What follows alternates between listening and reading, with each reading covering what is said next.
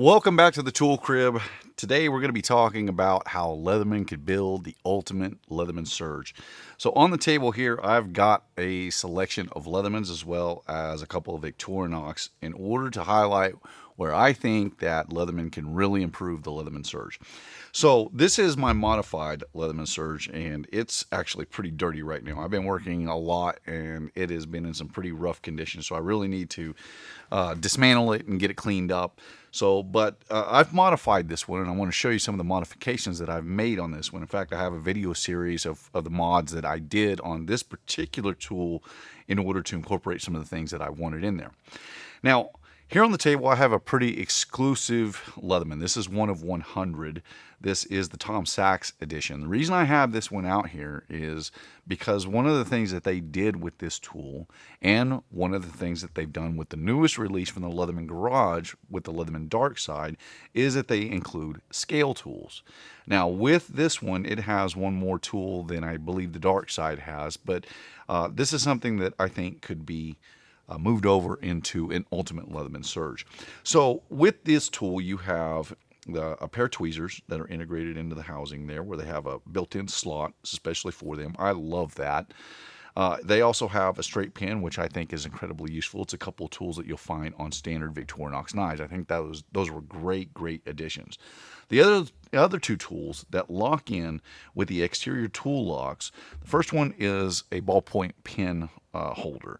This one is something that I don't necessarily would use. It's not one of those tools that I'll necessarily use. First of all, I found that once you've had this on and off a couple times, it really gets loose onto that holder. I'm sure you could crimp that down, make it a little bit tighter so it held a little bit better, and to use as a backup pen. The problem is I carry a really nice pen with me, good writing instruments, and so I don't necessarily need that. I get why they have it on there. I just think that they could do something different with this slot. And on the other side, this is something that I do think was really great that they added on here. And now this one also comes on the Leatherman Dark Side.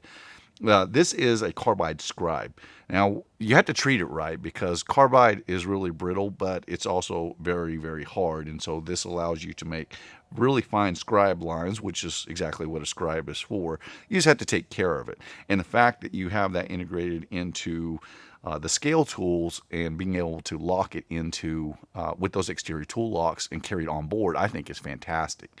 Now, a scribe is something in metalwork that I use. I don't necessarily use it a lot because a lot of what I do, I'll use silver streak markers.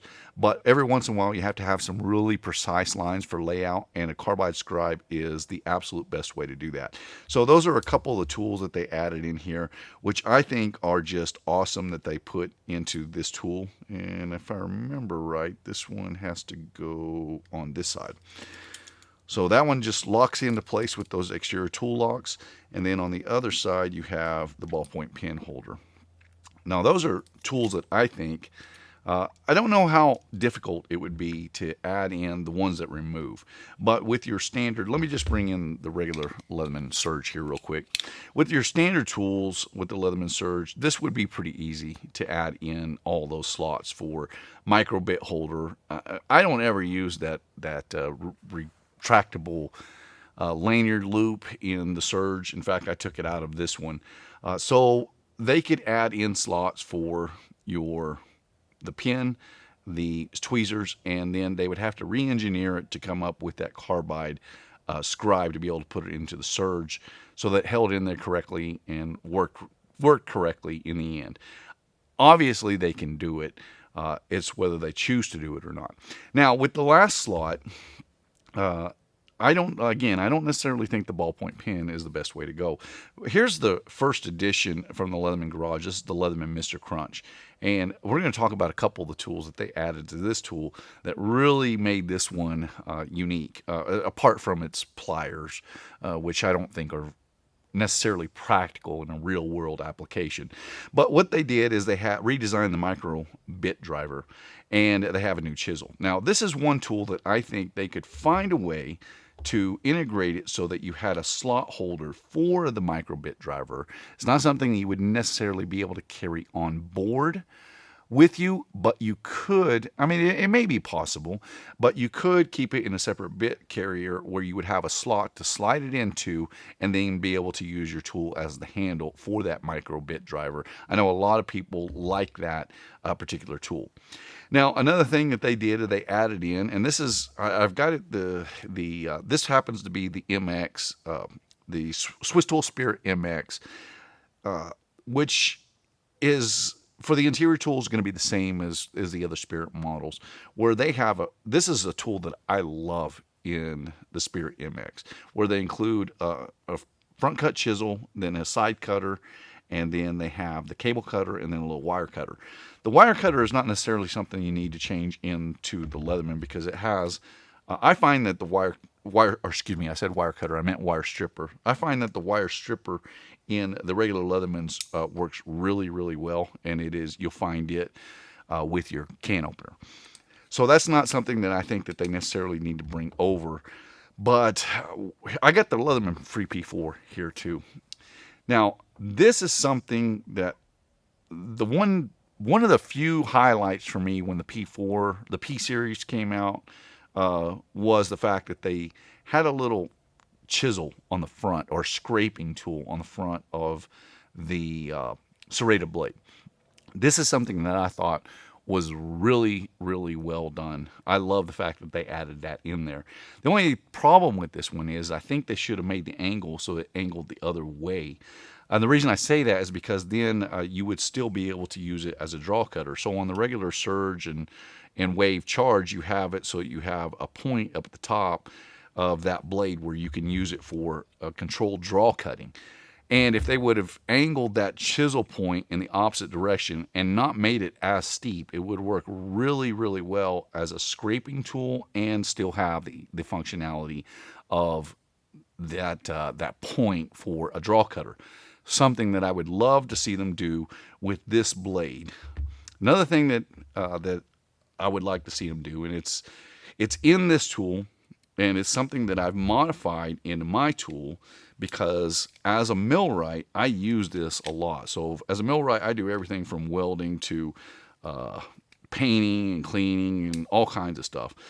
But I do a lot of electrical repair work too on drive motors. And so a lot of times I'll have to strip larger cabling, and I integrated this into this tool. So I made my own chisel, and I kind of copied this one off of this tool, or off the Spirit line, where I had a chisel point, and then I also had that cable cutter, which really works well the way I modified it in this one. And I've used this maybe 4 or 5 times a month. It's not something I use every single day, but I sure am glad that I put it into this tool. I found that I don't use the chisel quite as much as I thought I might, that scraper, but it would still be nice to have it on board.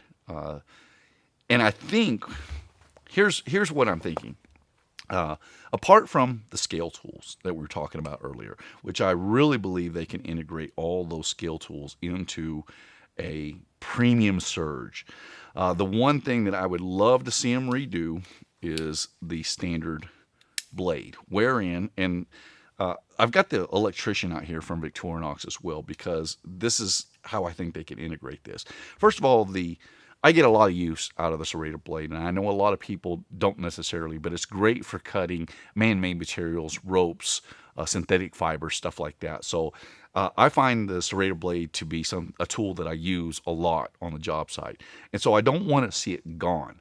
But what I would like to see is the changes that we talked about, wherein this tip would be ground the opposite way just slightly to maintain the front tip for draw cutting, as well as give you a scraping tool. It wouldn't be a chisel, but it'd make a nice scraping tool. And that's something that I do find that I need more often than some other types of tools. So I would love to see that.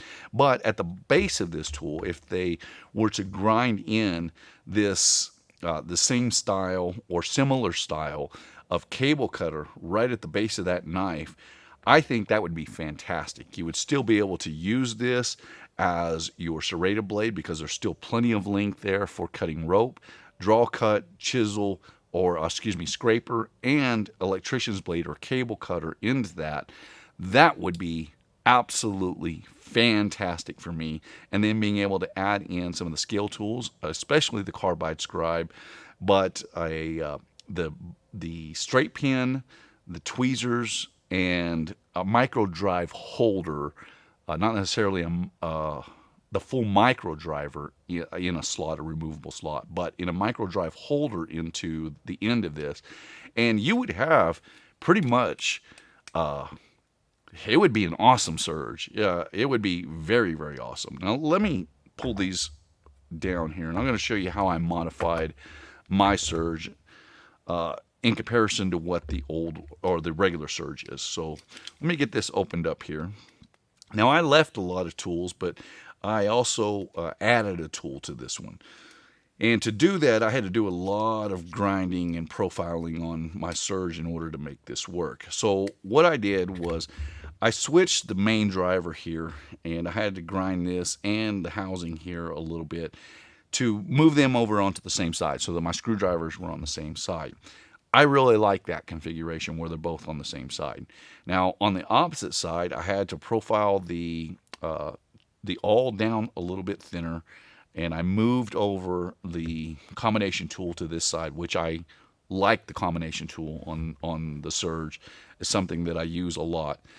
And so I ground this one down, ground this one down, and ground this one down, all enough to give me enough space in order to put this modify tool in. And it worked out really, really well. I'm pretty happy with the modifications that I've made to this tool, especially that cable cutter. I also switched out the cutters. So I took out the regular hardened steel cutters and put in the ones out of the EOD version of tools, and they make way, way better wire cutters, which I find that I do a lot more wire cutting than I do hard wire cutting. And I've also noticed that if in the event that I do have to, I can still use the back cutters, which are strained wire cutters, as hard wire cutters, and they work pretty well. It's not quite as good as what the standard ones were, but it's more important to me to have those EOD cutters, which really cut copper wire butter smooth. So those are a few modifications that I think that they could do to the Leatherman Surge in order to make it really the ultimate tool in my estimation. Now, I'm sure that there's a lot of different opinions on that out there on what they can and can't do. I love this Carbide Scribe that they have put into the 2 limited edition versions that have it. I would love to see this hit mainstream in the charge soon. It's really time for that kind of innovation to be jumped up into the main line, even if it's going to cost another $30 or $40. They don't have to go all out like they did with this limited edition NASA version, but put it into a production model, and I think it's going to be a huge, huge hit. The next thing and the last thing was that cable cutter, which I find to be exceptionally useful for my area of work. And I know electricians would appreciate that particular blade as well.